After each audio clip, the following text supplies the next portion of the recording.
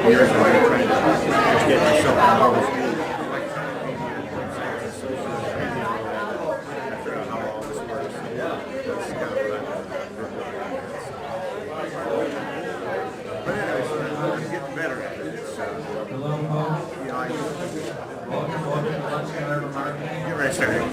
How's everybody doing today? Everybody doing all right? Good. So it's high noon. I believe it's high noon. So yeah, it's high noon. And it's time for Lunching and Arbor Marketing, your Wednesday high noon treat. And we are here every Wednesday, except for Christmas and maybe some summer and maybe a couple other days. We haven't had snow days lately, right? Yeah, no snow days. But today's leap year, so it's a very special day. Thanks to all you for coming. And I'm standing up here. I'm Derek Marabon, the CEO of Jennings Digital Marketing. And I'm standing next to Stacy Colley from Dollar Printing. The reason Stacy's up here is because LA2M is a 501c3 nonprofit, and we're focused on marketing education. So Stacy is actually our treasurer. And here at LA2M, it's free to attend, which is wonderful. If you want lunch, it's $10. And you can pay that directly to Conor O'Neill's. That includes your meal, a drink, and a tip, which is a great deal. But if you want to donate to us to cover some of our expenses, we just pass the hat. It's old school. So Stacy is our official hat passer. She actually made a really nice basket. We suggest maybe a $3 donation, but again, it's not mandatory. The money there we use to cover some hard costs. You know, we videotape these events, we live stream them. We have actually just hired a LA2M manager. Mary Lou Olds up here is actually working for LA2M. Employee, which I think is a real accomplishment that we can afford to pay someone to help us, because there's a lot of work that goes into running a weekly program, as you know, as you can imagine. And people like Dee Davey and Dennis Skupinski, Carter Sherline, Ross Johnson and Wayne Aker, they all help out. We help out at my company a lot. Mary Lou Olds was already writing some content for LA2M and documenting the events. So we've been all volunteer, but we realized that we needed someone to kind of dedicate 8 to 10 hours a week. So that's Mary Lou. So the money also goes to help us support that. So we do have a LinkedIn group and a Facebook page. It looks like there's some newcomers. Is there any newcomers in the room? First timers? Okay, welcome folks. Thank you very much. Please join us on LinkedIn. We have a big LinkedIn group, and we have a Facebook presence, which is really strong. You can tweet at LA2M as our Twitter handle. You can also check in on Foursquare. You can check right in at LA2M. And I believe Carter, who's our photographer, is the mayor. Right, so he's the mayor for now. But let's see if we can host him. The other thing is we have sponsors of LA2M.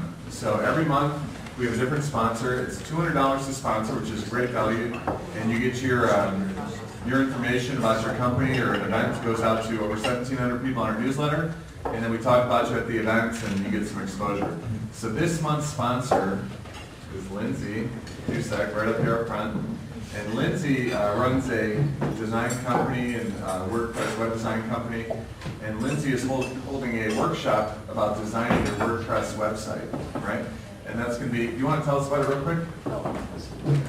It's actually a 2-day workshop and mini conference. We'll have speakers talking about SEO and using MailChimp to market yourself after you've made the website, so you learn to manage and market yourself. Yeah, so in that 2-day workshop, you're actually going to come out of there with a completed WordPress website, which is really nice.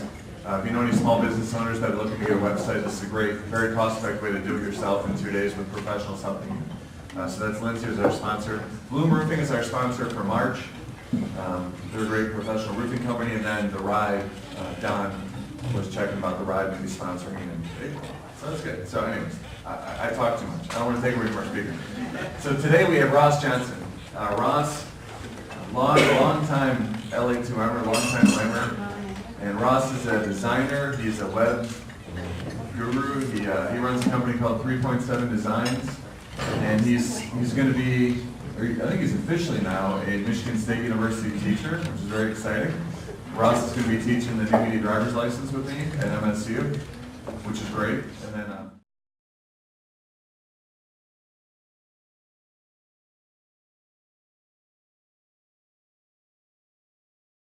semester, so we can work together again.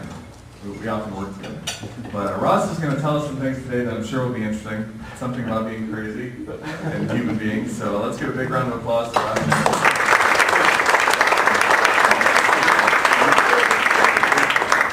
Thank you. So, my name is Ross Johnson, and I'm going to be talking to you today a little bit about how your customers are crazy, and more specifically, how to effectively market to humans, which I assume most of us are doing. Anybody marketing to animals? No? One person, okay. Sorry, I can help you. So first, I want to thank everybody for coming. This seems like a pretty big turnout, and I know that there's a lot of other things you could be doing on your lunch hour, and I want to say I'm really always impressed with the type of people who show up at LA2M. There's so many smart and creative and interesting people, and I just really appreciate that you're taking the time to hear what I have to say, and I hope that I can provide you some value and some interesting things. But I'd like to start off by talking a little bit about history. To know ourselves really well, to be good marketers, we have to kind of know where we came from. And history is an interesting way to kind of get a better idea of who we are. Now there's some specific facts I want to go over, and it's really kind of all centered around how much you know about our presidents, our U.S. presidents, that are in the U.S. Specifically, let's talk about Abraham Lincoln and John F. Kennedy. So both Abraham Lincoln and John F. Kennedy were U.S. presidents, of course, and they were elected about 100 years apart. You probably know that they were both assassinated. But both people were assassinated by people who were called by three names: John Wilkes Booth and Lee Harvey Oswald. Now both of those names have 15 letters, which is interesting. Neither killer made it to trial. Sensing a pattern here? They were both killed on a Friday while sitting next to their wives. Lincoln was killed in the Ford Theater, and Kennedy was killed in a Lincoln made by Ford. Both were succeeded by someone with the last name of Johnson, no relation to me. Andrew Johnson for Lincoln, and Lyndon Johnson for Kennedy. Andrew Johnson was born in 1808, and Lyndon Johnson was born in 1908, exactly 100 years apart. Pretty strange, right? What are the odds? Maybe there are more, I don't know. But I asked you, why have you heard of these facts before? There's a lot of conspiracy theories out there, especially related to the assassinations of presidents, John F. Kennedy in particular. Especially any big disasters. There's a lot of conspiracy theories around 9/11. But how many people have heard of these facts before in this room? Okay, a handful of you. Well, the answer is, it seems like there's a strong correlation there. You hear all these different things, and it seems like there's something there, and we just don't understand it. But in reality, what's happening is there's this phenomenon called the Texas Sharpshooter Fallacy. It's something that we as humans fall prey to quite often. And the idea is, if you were to walk by a piece of paper that had a series of bullet holes in it, maybe 6 bullet holes, you probably wouldn't think anything of it. Each individual bullet hole doesn't seem to have any relevance to the other one, and you probably wouldn't ascertain any information about it. But if I were to draw a circle or a target around those bullet holes, all of a sudden it looks like somebody's a really good shooter. If somebody comes by, they might assume that whoever created those bullet holes really knew what they were doing. And this is a phenomenon that we humans do because we're so drawn to order that we will fabricate order and create meaning in things that are actually completely random. We have a hard time figuring out and understanding and taking into account the randomness of things. And what we'll do is we'll group those different random data points and develop meaning out of them. There's correlation, there's no causality. And this is one of the reasons that humans are crazy. So I'm going to tell you a little bit about me before we get any further. I was born and raised in Ann Arbor. I kind of lived here for all but maybe 3 months of my life. I went to Eastern Michigan University. That's the 3 months that I spent in Ypsilanti before I decided I liked Ann Arbor better. While I was at Eastern Michigan, I studied way too many different things, including graphic design, computer science, computer information systems, network information technology administration, whatever that is, social science, and business. I had no idea what I really wanted to do. I was just interested in a lot of things. Eventually, graduating with a degree in social science and business. While I was in college, I started a company called 3.7 Designs. I was doing a lot of technology consulting, and at that time, if you did IT work, if you worked on computers, you also built websites. So a lot of people were asking me to build websites. I had a background in fine arts. I was interested in graphic design, and so it just kind of seemed to mesh. When I graduated, I didn't want a real job. It seemed like a lot more fun. So I decided to keep at it, and here I am 6 or 7 years later, and still doing it. So what the company does, this is the only pitch throughout the whole presentation. We help you succeed through design the web. So ultimately, we're looking at how you can use digital media to get more leads, get more sales, reduce your bottom line, increase profits, that sort of thing. So if you need that sort of help, come see me later. Also, I'm a speaker at the Create Your WP Website conference, which is coming up. You heard about that by our lovely sponsor here. So if you need help building a website and their little strap to cash, this would be a great way to do it. And most recently, I finished authoring a book called The 6 Layers of Design. And really, writing this book is what inspired this talk today, because in writing this book about design and web design, I came across this whole wealth of knowledge that very few people knew about of the subject of design psychology, which is the concept of really understanding using psychology to predict how people will behave or react to visual stimuli. And based on the research that I found, I came to the realization that the way that we behave is very different from the way that we think we behave. We have this kind of model of how we think we react to things and why we do the things that we do. We think that we're very logical. We think that we really understand our motivations, but in reality, we don't. There's a lot of studies that prove that the reasons we think that we did something are very different than the reasons we actually did. But ultimately, we're here because we want to become better marketers, right? You come to LA2M because you want to learn to market better. You want to sell more products. You want to get the word out better. You want people to believe in your brand more, maybe become more aware of your brand. In order to do that, you really have to understand your target market, right? That's the best way to be good at marketing. Understand who you're talking to, how they behave, how they're going to react to things. So the better that you understand people, the better you can be at marketing. Because ultimately, you want to influence decisions and behavior, right? You want to get people to decide to buy your product over competitors. Or you want to convince people that they need your product when maybe they don't actually need it. Or maybe you want to convince people that they should tell their friends about your product. These are all things that we want to do as marketers. We want to influence decisions and behavior. And to do that, you really have to understand and know your target market. You have to understand why they behave the way they do. But there's a problem with that. Because most of the time, when we're thinking about marketing, we're thinking about our target market, we picture everybody making decisions like this. Very logical, right? You weigh all the pros and cons. You think about the value of the product. You think about the value of the pricing. You make these very rational, thought-out judgments where you weigh how much you're spending versus how much it's worth and the impact on your life. Some economists theorize that every decision that you make, somehow you associate that with how it's going to affect like your retirement. Really crazy, long, drawn-out things. But in reality, most people are actually behaving a lot more like this when they're making decisions. They do weird things. You don't know why. It breaks all conventional norms, but it makes them happy. They enjoy it. Because ultimately, we think that we're rational. We think we make decisions based on logic. We think we know why we behave the way we do, but we're wrong. Our minds actually play tricks on us, and we don't even realize it. Our behaviors and perceptions are altered by a variety of different tricks in the human mind, and we're blind to it. For example, emotion. We think we're logical and rational, but all decisions are actually made based on emotion first. Every decision you make is made based on emotion. And then your body, your mind, comes up with logical reasons as to why you made that decision afterwards. There's a really interesting study where they took a group of people who had a very unique kind of brain damage, where the only thing that was affected is their ability to have emotions. Everything else was perfectly fine. They're perfectly intelligent people. They're proven to have no damaged intellect. Now, these people couldn't even make basic decisions. If you were to ask them, do you want to meet me at LA2M at 12 o'clock or 12:05, they couldn't give you an answer. Because you make that decision based on which one feels better. You can try and use logic however much you want, but ultimately it's the emotion that causes you to have that decision.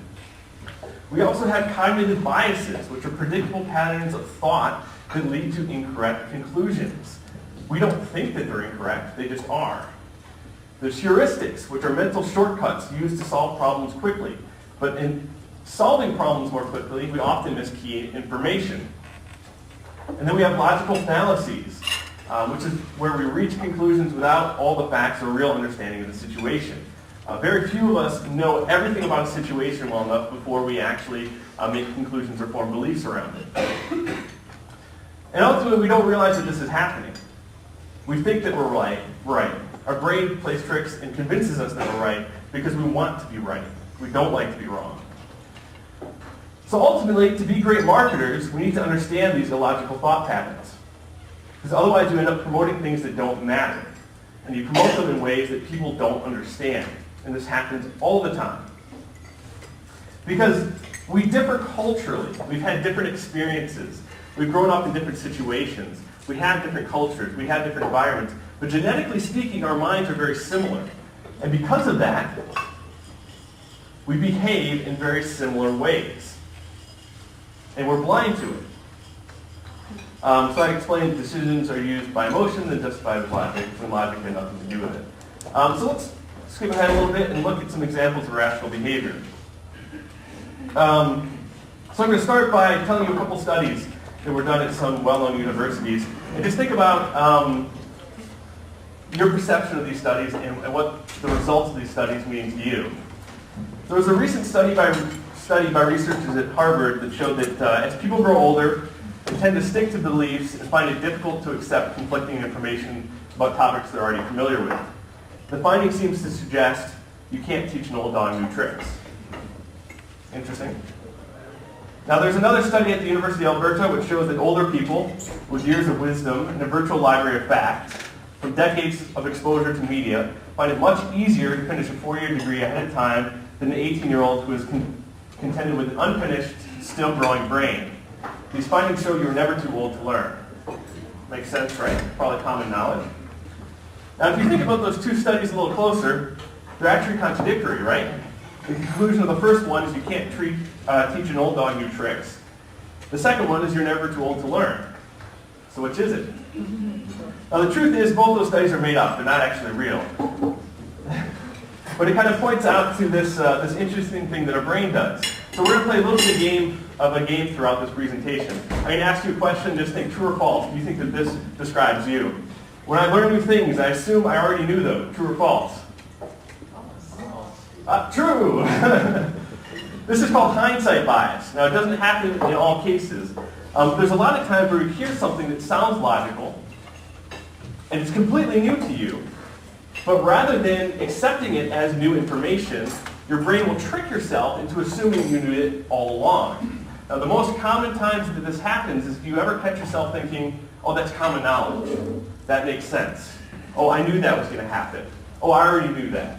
Most of the time, you didn't.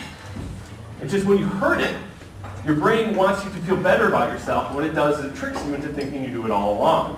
In hindsight, you pretend like you knew it. Now, there was an interesting study at the University of Oslo where a professor had students to evaluate famous proverbs. He basically asked somebody a proverb and say, do you agree with this or not? For example, he'd say, you can't judge a book by its cover. Would you all agree with that? Yes.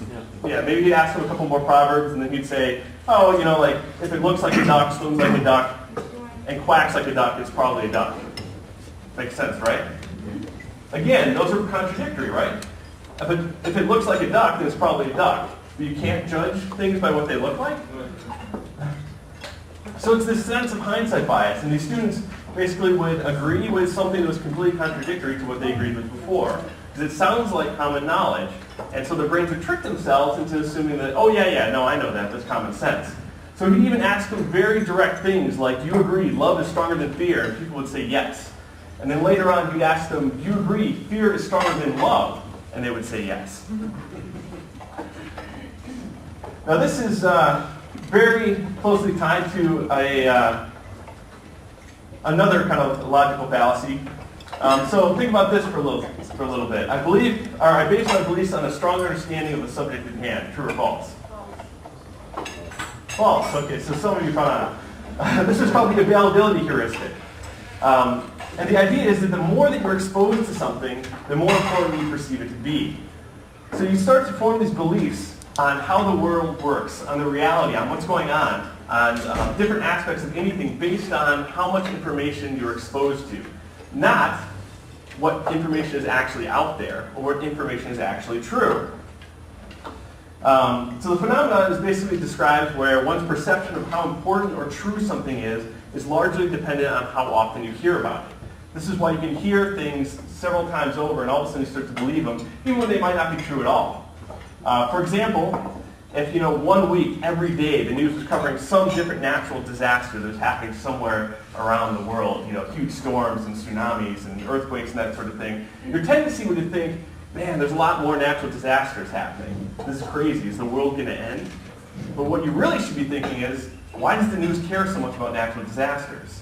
Just because they're talking about it more often doesn't mean that it's happening more often. But you create that connection. You assume that that's the case. And that's the availability heuristic. And this really, marketing plays a large role in available information. So if we're marketing and we want people to believe specific things, how often they hear about it is actually more important than how true it is. There's a particular case that I thought was really interesting that applies to this. I was working on a project where the client I was working for was really trying to promote their service as being very green. Now, what they confessed to me is that they weren't any more green than any of the competitors, but they were the only ones talking about it. And because of the availability heuristic, everybody believed that they were the green choice, nobody else was. Because the more that people heard that they were the green choice, the more they believed it, the more that it seemed true. And all they're saying is like, hey, we care about being green, but so did everybody else. They just weren't talking about it. So if you're trying to differentiate yourself from other people, it doesn't mean you have to be different. You can use the availability heuristic by just saying or bringing more attention to an aspect of your business or service. So the key takeaway with this example is we base our belief off of what information is readily available, not what information might be available. Example 2. Okay, so this is a little exercise we're going to do. I'm going to show you a video of people passing a basketball. What I want you to do is count how many times the people in white shirts pass the basketball. Now the most important thing about this is please be quiet. If you think you have the right answer, if you make noise, then it might jar somebody's concentration. So let's just see how many of you can get this right.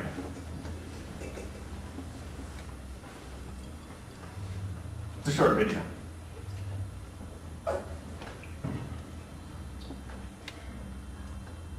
Remember the right white shirts.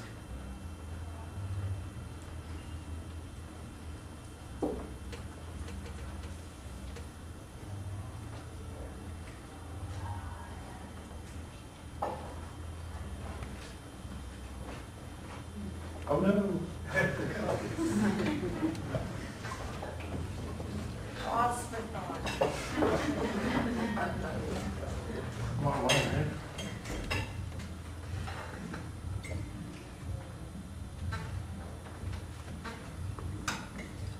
All right, I guess that should be enough. Let's get through it.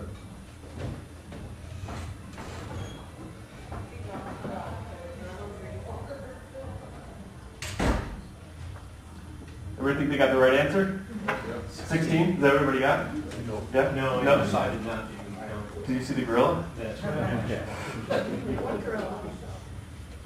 So people who haven't seen this, about half of the people completely missed the gorilla in the center of the screen. I'm hoping some of you did.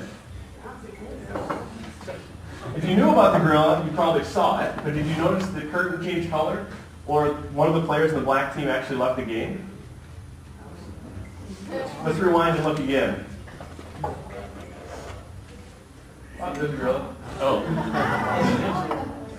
The curtain changed color. Notice that one of the black people, people in the black shirts left? Huh. Oops.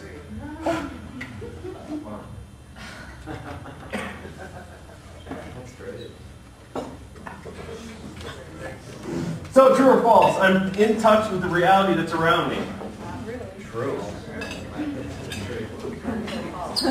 False. The things that you focus on create your perception of reality. Now in this video, some of you were so focused on how many passes were being done, you completely missed the video, or missed the gorilla. And even the people who saw the gorilla probably missed the fact that the curtain changed color and somebody left the team. So what this proves is that your reality, until you were proved otherwise, was there was no gorilla. That it was always 3-on-3, and that the curtain was one single color. And that would be, if you were someone to talk to you about that video later, you'd say, oh yeah, they made 16 passes. You know, what's the big deal? What gorilla are you talking about? There's no gorilla. And that's your perception of that reality. It was changed based on what you were focused on, not on what actually happened. And the truth is much of reality is missed and overlooked. And the more common something is, the more that your brain gets used to it, and the more likely you are to miss it. Has everybody lost their keys or something like that? They can't find them anywhere until they realize they're holding them in their hand? That happens to me all the time, right? So your reality is they're nowhere near you. You can't find them. But you're so used to them being around you that you completely ignore them. Have you ever missed the fact that somebody's gotten a haircut? Or have you ever missed the fact that people have rearranged furniture? It's because your brain gets so used to some of the things around there, it filters them out because it just thinks it's noise. But it shapes your reality, your perception of reality. So ultimately, people notice what's different, and they ignore what's normal. So if you want to be a good marketer, and you're trying to fit in, then you're probably doing something wrong. Because people are just going to ignore whatever it is that you're doing because they've seen it 1,000 different times. You know, it can be scary to try and step out of the box and do things that nobody's done before, but that's really how you get people's attention. Because otherwise, they've seen it, they ignore it, they're focusing on things that are more important to them. An interesting example of this is called selective disregard, which is better known as banner blindness. Does anybody in here surf the internet today? A lot of people? How many banners do you think that you saw? 10? 50? 100? Do you have any real idea? No. Probably not. Because what your brain does, it's so used to seeing the shape of banners and common places that banners show up, and knowing that they're irrelevant to what's important to you, to what you're focusing on, that even though you see them, your brain edits them out. You probably don't remember a single thing that they were about. And that's what's happened with a lot of online advertising. And then there's this idea of confirmation bias. So there was an interesting study where they looked at what type of people were buying books on Barack Obama. And what they found is people who bought books painting Barack Obama in a positive light already were really big fans of Barack Obama. People who bought books that painted Barack Obama in a negative light were already people who disliked him. And it points out this bias called confirmation bias, which essentially says that you go through life looking for things that confirm beliefs you already have. And you ignore anything that challenges those beliefs. Instead, you gravitate towards the things that confirm them. So this is a different way that you shape your own reality that's potentially different than the world that's actually around you. The key takeaway here is no one perceives true reality. It's all relative to what's important to them. And people miss or ignore everything else. Example 3. I'm aware of attempts to influence my thoughts and behavior. True or false? True sometimes. Sometimes? That's probably true. False, or sometimes. So there's this effect called priming. And priming is really interesting because it happens on such a subconscious level, it happens on such a subtle level, that we have no idea it happens, but it's happening all the time. And the basic idea of priming is that there's exposure to some sort of stimulus later influences different behavioral responses. For example, there was a study in which participants were asked to write down a series of words related to being old. This piece of paper, they're asked to write down words like aging, retirement, gray, Florida, grandchildren. And what they found is compared to a neutral study where people wrote down neutral words, the people who wrote down words related to being old walked slower for a period of time afterwards. Meaning the exposure to those words, which got them to think about aging and being older, actually altered their physical behavior. Now when asked about it afterwards, they didn't think that they were influenced at all. They didn't think they were walking slower. They said they were being perfectly normal. They're completely unaware of it. So there's another interesting study that I think is a bit more compelling, where they took groups of people and they would split them up into pairs. Now one out of those pairs would actually be in on the study. They were part of the study. Now the person who wasn't part of the study was then given $10 and told that he can divvy up that $10 however he or she wanted. And the other person could either accept or choose not to accept. So it's just a basic little game. There's $10, two people, how do you divvy up? The people who are not in on the study, they're not aware of what's going on, they get the option to make the first offer. Now where this gets interesting is when they're put in a room with business-like objects, a briefcase, a portfolio, a fountain pen. 66% of the time, they offered the other person less than half. And the other $10, they offered them $4 or less.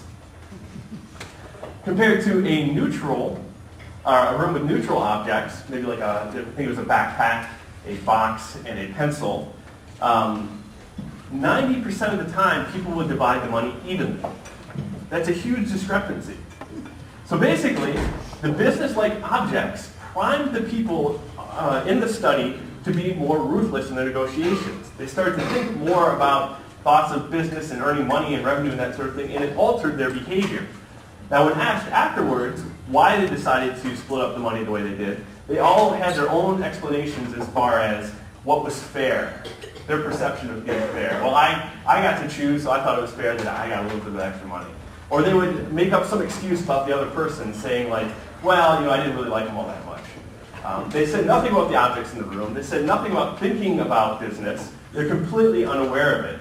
Their behavior was altered, and they didn't even know it. Some more interesting, or I guess a couple other additional examples of priming. People are more likely to judge a person as warmer after holding a warm cup compared to a cold one. So if you're holding something warm, it actually influences the way you perceive other people. Versus cold, you start to perceive them as being cold. Job candidates whose resumes were seen on a heavy clipboard versus a light one were rated as better qualified for a job. So the heft of the clipboard actually influenced the way people perceived the resumes that they were looking at. The hotter the temperature in a room or outside that people are, the more likely they are to believe in global warming. This was hilarious. But they did some studies that proved it. So just being hot makes you believe somehow that global warming is more likely. So ultimately what you need to know from this is everything you see has associations tied to it, whether you realize it or not. And those associations affect your behavior on a subconscious level. So just seeing something is going to bring up a range of associations individual to you that will affect how you think, even though you don't realize it. You might see a mine and think of France or Paris, or you might think of Sade or Marcel Marceau. It creates this chain reaction of things that you have associated with it, and that affects how you behave. So as a marketer, you have to really think about the images that you show people, the words you use, the items you have. Everything at your disposal influences the way people behave. So the things you have in your office, the images you show on your website, what you put into your brochure, these are going to create these associations and chain reactions that will influence your customer's behavior. So you want to be aware of that so you can use it to your advantage, rather than just hope that it all works out. All right, true or false? I judge the value of things in a rational, logical way. False. An easier one. False, yes. So there's this idea of rational economics, which stipulates that people try and maximize their benefits and minimize their costs in all situations. In doing so, they carefully weigh the pros and cons of every action and make a choice based on logic. Ultimately, it stipulates the price of any good or service is regulated by the value of its offering. It stipulates that people buy things, judge value, and handle money rationally. Sounds a little too easy, right? Ultimately, we're very irrational about money and value. And a lot of times, we'll look at things in relative terms when they're not actually relative. For example, there was an interesting study where they had people give a couple scenarios. Like, you're going to buy a pen. It's a fancy pen. It costs $30. You're at Office Max, and you find it for $30. You look it up on your iPhone. You find out that 15 minutes away or so, Office Depot has it on sale for $15. Would you go drive 15 minutes to buy that pen? Most people would say, yeah. 50% off, not bad, right? Same person's asked, you're at Best Buy, you're shopping for an iPad 2. They have one they're selling for $699. You find out that the Apple Store on the other side of town has it for $684. Would you go buy it? Most people said no. It's really not that much off. It's like 2.5%. Really not worth it. I'm spending almost $700 either way. But the question is actually, what is 15 minutes of your time worth? Right? In both cases, it was $15 less, and you had to drive 15 minutes. Now, in the case of the pen, it sounds really desirable, right? You're saving half the price.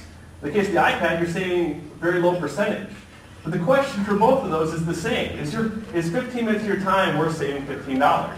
And most people will make that mistake. Because they think about it in relative terms rather than absolute terms. Another interesting example of this is your items actually feel more valuable. Things that you own feel a lot more valuable. So there was a study done in 1980 where they took a whole group of people, they showed them a coffee mug, I don't know if it's a water bottle, but I think they showed them like a Catholic coffee mug. They said, on average, what do you think you'd pay for this? Well, they averaged out all the different figures, it came out to about $6. That's what most people said they were willing to pay for it. Then they gave away 6 mugs for free. They raffled them off, they gave them to various different people. Not everybody got one, but some people did. And then an hour later, they called those people back in and asked them how much they would sell the mug for. The average price rose to $9 after 1 hour. The people came up with all different reasons. They said, well, now that I have it, it seems like it'd be really useful, or I was lucky to be one of the ones who actually got it. I really just don't want to part with it. And this demonstrates a couple things. One, we tend to associate and develop strong emotional ties to the things that we own very quickly within the period of an hour. Also, we're very focused on loss aversion. Once we have something, we don't want to lose it. In fact, most of the time, we're much more afraid to lose something than we are at the probability of gaining something. And this is why 30-day trials, money-back guarantees, and that sort of thing work so well. Because once you have it as your own possession, for a few days, you start to develop these emotional ties to it. You see it as yours. You don't want to get rid of it because you're losing something. Here's an interesting question. True or false? The population of Uzbekistan is 13,260,310. No looking up in your iPhones. Any guesses?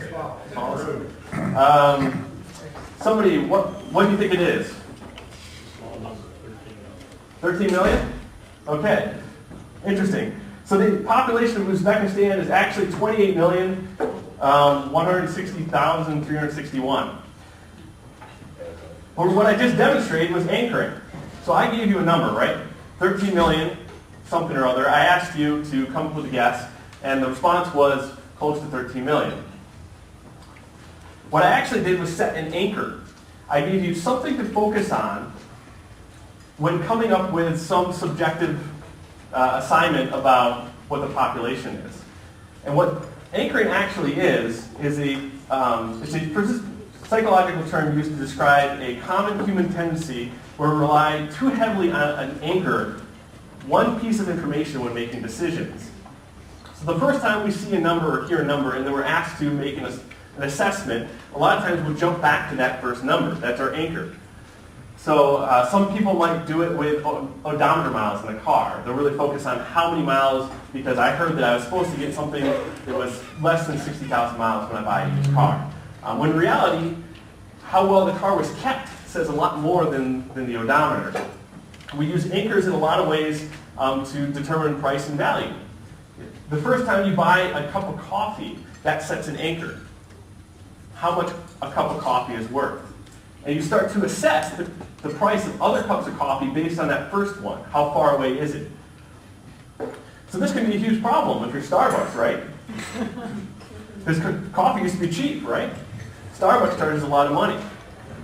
But does Starbucks call their coffee a cup of coffee? Do they give you the option of a medium coffee? No. They reinvented it. They came up with new labels for the different sizes because they wanted to set a new anchor. A cup of coffee costs 50 cents, but a grande latte costs $7. And that's okay. This is different, right? They set a new anchor, and so now you assess the value of gourmet coffee based on Starbucks. Another interesting demonstration of this is there was a study where they did this auction. They had people come in and they're going to bid on a bottle of wine. Now, they didn't give them enough information on the bottle of wine where they'd actually have a realistic guess as far as what the bottle of wine was actually cost. It was just kind of some generic, supposedly good bottle of wine. Now, before they actually placed their bids, they had everybody in the study write the last 2 digits of their social security number on a piece of paper. What they found is the people with the highest social security numbers always bid the most. Completely random, right? Social security should have no impact on your perceived value of a bottle of wine, but it does because it sets the anchor. You don't have anything else to work off of, so you use those numbers. Now, of course, those people didn't think, they didn't respond like, oh, well, I bid $70 because my social security number is 50. They all had different reasons they came up with as far as why they picked that particular, that price. So the takeaway here is that emotion and logical fallacies get in the way of people's ability to think about money in a rational way. When it comes to money, we're completely irrational. Primarily, we just use emotion to decide whether we need something or not. We'll then use money maybe to use logic, or we'll use logic to maybe justify our decisions, but ultimately it comes down to that money, that misunderstanding, that emotion of surrounded around money that creates these different misunderstandings. So this is interesting one. True or false? Other people may fall for these things, but not me. Well, so I'm sure some of you were sitting here thinking this, right? False. This is called the third person effect. It's well documented. It's basically this tendency, I do it too. I don't know if the humans can get away from it, but it's the idea that we think everybody else is influenced by these things. Because TV advertising works, right? These late night infomercials work, right? They sell more products. Some people want to buy OxyClean and P90X and the ShamWow, but not me. It doesn't influence me, right? But the problem is, to everybody else, you're everybody else. These things work because they work. They do influence us. And we don't think they influence us because it happens subconsciously. We don't think that we're influenced by the lying politicians, but you're being influenced by some of them, maybe not all of them. We don't think that we're being influenced by violent movies and violent TV shows. An interesting kind of spin to this is the idea of censorship, right? There's people that go out there and they watch the most horrible things in the world that people want to put on mainstream media. They say, I can watch this is okay, it's not going to affect me, but I don't want anybody else to because it might affect them, right? It's not influencing me. I'm okay seeing it, but the rest of the world, they might be influenced it. If you watch Saw, you might go out and try and kill somebody. And this is just the third person effect. It's the idea that you think everybody else is wrong. You think that everybody else is being influenced. That billboard is targeting somebody else. It doesn't influence me. If I want a hamburger, I'll go buy a hamburger. Until you are really hungry that time, and you see a McDonald's and a Wendy's, and you've seen a few more McDonald's advertisements than you have Wendy's. And you won't realize it, but that's why you choose. It's the same for mainstream media. We think that mainstream media, I can see through Fox News and all these different places. I don't pay attention to this sort of thing. But ultimately, it does affect us. Because you are everyone else to everyone else. And what I'd like to kind of describe here is if somebody thinks that they're truly unique, right? They're completely uninfluenced by everything. They beat to their own drum. They're different. They think differently. They act differently. Think about how much they really deviate from society. Do they wear clothes? Probably. Do they make their own clothes or do they buy them somewhere? Most of the time they buy them somewhere, right? Do they have a job? Or do they live out in the forest and gather berries? Do they read books? Do they watch television? Do they listen to the radio? Do they watch movies? Do they have friends and family? If they say yes to any of those things, then they have been influenced by society. They've been influenced by all the messages that they're getting, and they aren't really that different. Now, we're all unique to some extent, right? We've had we've grown up in different environments. We have different cultures. We've been raised differently. But again, genetically speaking, our minds are very similar. So there's a lot of different ways that we actually behave very similarly. So the takeaway here is most people think they're unique, independent, and they can completely avoid persuasion. In reality, people behave in very predictable ways, including you. So in short, really what I hope you got out of this is we can be kind of crazy. We can be irrational, we don't even realize it. And if you're trying to market to people using logic and rationale, you're not going to be effective because that's not how the people who are getting your messages, that's not how the people you're marketing to think. They think differently. And they might not even realize it, but they do. People create meaning out of random information. People learn new things and assume that they knew it all along. People base their beliefs on what information is available, assuming they have the whole story when they actually don't. People base their reality off of what they focus on and then reinforce their beliefs intentionally with a confirmation bias. People miss or ignore things that happen right in front of them, especially if it's not important to them. Those of you who missed the gorilla have experienced that. People are influenced by words, images, and sounds on a subconscious level, and it alters their behavior without knowing it. People are irrational with money and let emotions and anchors affect the perceived value of things. And finally, everybody assumes that they don't fall prey to these common behavior patterns, but they believe everybody else does. So if you can really start to understand how people behave, if you can really start to understand cognitive psychology and what that impacts your marketing plan, you can be a lot more effective. You can tailor your message in a way that really kind of grabs people in an emotional way and convinces them of the right things and explains it in a way that will actually influence their decisions and their behavior.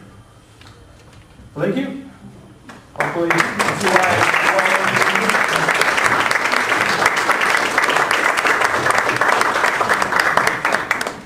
And he's right on time. 12:45. So yeah, let's give Ross a big round of applause. Great talk.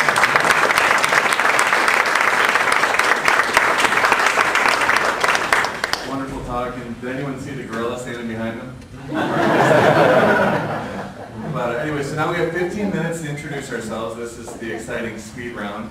And we basically pass the mic, stand up, and tell us your name, your company, and if there's a brief ask, if there's something you want, let us know. And then pass the mic. We'll be all the way around the room in 15 minutes. And we're going to start over here with our sponsor this month, Lindsay. Please stand up. I'm Lindsay Busek. I was director of having a 2-day workshop mini conference. If you're interested in learning more, I forgot to mention is createyourwpwebsite.com or see me out. Hello, I am Lindsay Blackwell, and I am the social media director at Ingenix. Rick Bollinger with Menlo Park Software. Good afternoon. I'm J.T. Peterson. I do software business strategy consulting. That's 321 Ignite. Hi, Tina Walton with Rapport Marketing. I specialize in loyalty marketing. The idea is that if you take care of what you already have, they'll bring you more customers back in the door. Hello, my name is Jackie Stoliker. My company is Relaxology, and I help busy people relax through foot massage. Hi, Jane Delancey, Delancey Design, and we focus on great-looking designs for print and marketing. Print and website marketing. So if you're frustrated with the way your materials look, or you know someone that is anxious to get their word out, let us know. Delancey Design. My name is Ben Taub. I'm with DataSpace. Do business intelligence and analytics. Me, Hammond Tree. I'm currently subcontracting developer. Hi, I'm Lisa Radwick. I'm a marketing professional with experience in consumer product marketing, customer relationship management, and licensing, and I'm seeking new opportunities. My name is Gregory Bentel. I work with Spring Arbor University, and we specialize in helping working adults achieve their bachelor's degree in accelerated fashion, as well as to go after a master's degree online or face-to-face. Well, I'm Bill Burris with Business Strategies. Do general business consulting, primarily finance, accounting type things, plus strategic planning and plan execution support. Hi, my name is Connie Lippert. I'm with Tulips Graphics and Web Design. We specialize in Joomla content management systems. Good afternoon. I'm Dr. Thomas Blackwell, principal owner of Impel, a training and development company. Hi, as you know, I'm Stacy from Dollar Printing, a local digital print shop. Ross, we don't market to animals, but we use dogs to market. I want to ask you about that. That's good. Hi, Tom Crawford, and today I'm going to mention an upcoming event called the Visual Thinking and Literacy Conference. It is March 17th in Waterford. It's only $100. We're bringing in speakers from all over the country, Carl Good, who was the former graphics director for Newsweek and Associated Press, Jamie Nast, mind mapping person, Cliff Atkinson on presentations. So if you want to learn how to communicate better and or think differently using visuals, check out vizliteracy.com, VIZliteracy.com. Beth Adams, Director of Ann Arbor Meals on Wheels. I'm the Housing Bureau for Seniors and always looking for new opportunities to learn and market ourselves. Hi, I'm Nikki Paffey, and I'm an art director at Moon Communications. Hi, I'm Nicole Rhodes. I'm a web designer for the UM News Service. John Whitley from U of M Development. Good afternoon, Elizabeth Peters with the Astovi Group, and we help companies get business contracts with the federal government. Ross did our website. To this day, we love it. Thank you. Hi, I'm Liz Cezak from Cezak Creative Resources. I'm a writer and project manager. I love working with graphic designers, and I'm on the lookout to write some websites. I'm kind of bummed coming here today because now I have to throw all my logic out the window. Sorry. Hi, my name is Dan Letwin, recent grad at Michigan State University and digital marketing intern for Nginx Digital Marketing. Hi, my name is Mike Nichols, and I'm a freelance content writer out of Toledo, Ohio. Hi, I'm Kathy Szynski, and I teach in the Integrated Marketing Communications program at Eastern Michigan University, and I'm also the sales advisor for student publications at U of M. Hi, I'm Rhonda DeLong. I'm the new Marketing Communications Director for the University of Michigan School of Public Health.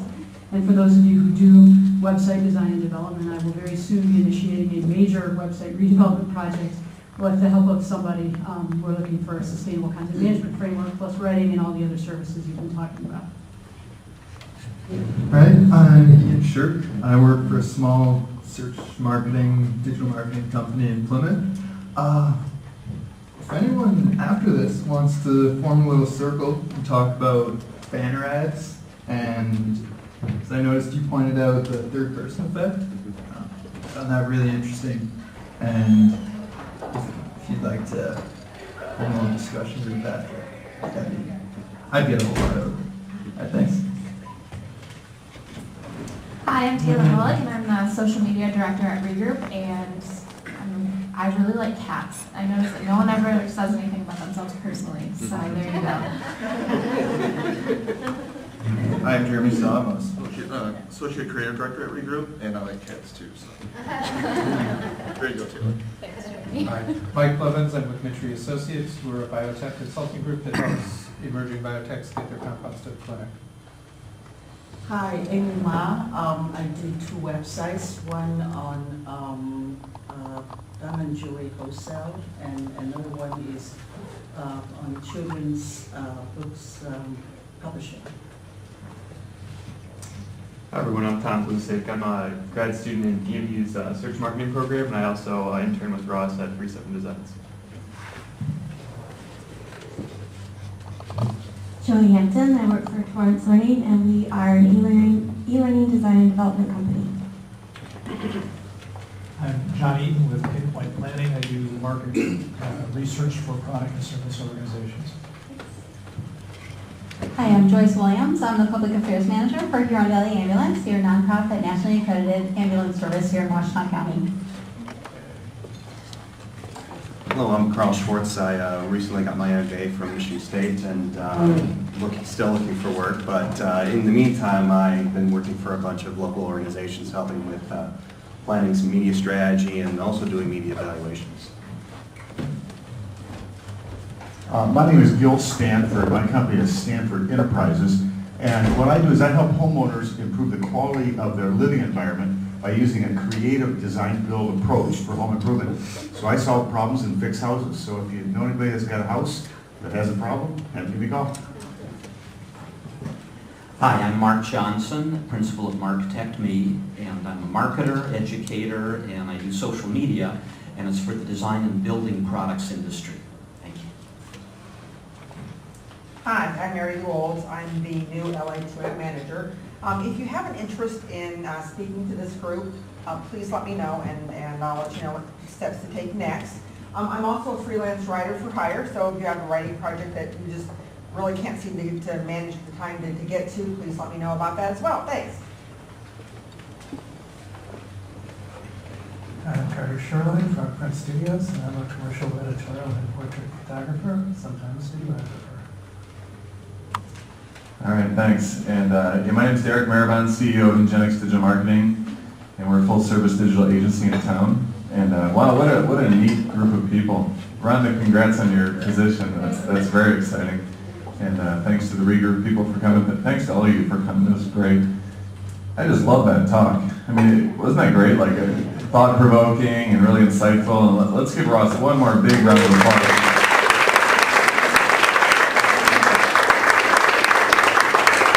I think he needs to take that talk on the road. You know, it needs to be at TED or whatnot. But anyways, enough from me. I'm going to hand it over to Dee to finish us on. Hi, I'm Dee Davey, Creative Ideas Marketing. I help companies who provide business-to-business services improve their revenues, and I've been doing that for 25 years. Clients come to me when they're concerned because they know they need to do something different and they're not quite sure. I have an ask, and that's to save the date of March 13th. I'm also a Knight of the Marketing Roundtable, and I will be leading a panel discussion talking about customer experience. So over at Spark on Liberty, March 13th, 5 to 7 p.m.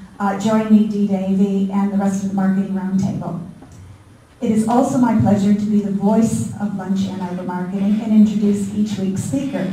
Next week, we have another special treat. I mean, we have some fabulous speakers. Ross, loved your presentation today.